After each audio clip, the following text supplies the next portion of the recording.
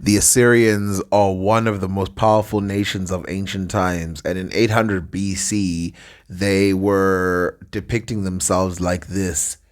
And let us see how they depicted the ancient Egyptians and put it into context by comparing how they compared the ancient Egyptians to the Nubians.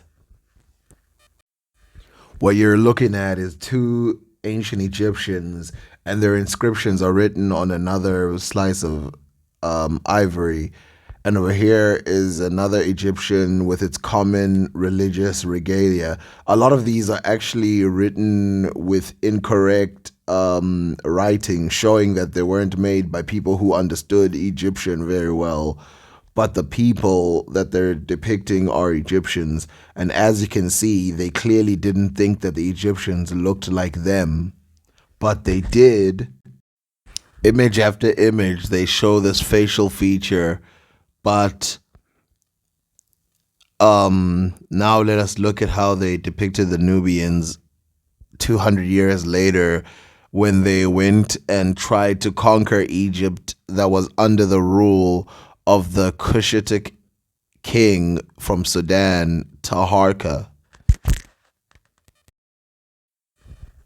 After the Assyrian king defeated the Nubians, he depicted himself like this with a giant beard and all this crazy appearance.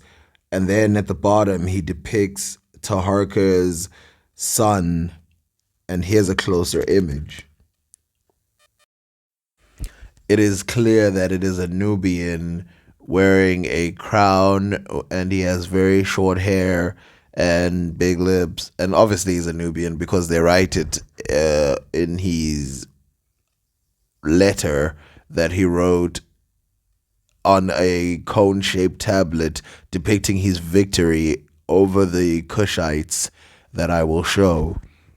But first, as you can see, there is no difference between how he depicts the Nubians and how he depicts the ancient Egyptians. This amazing piece of art shows multiple Nubian soldiers. It's assumed that they're Nubians, but they were under ancient Egyptian rule, being led into the boats of the Assyrians. Here's a closer look at them. Archaeologists say that, and historians say that these are only Nubians, but why would the Egyptian army only have Nubians? And as you can see, these Nubians don't look like they're going to have a very. And this right here is the Holy Grail.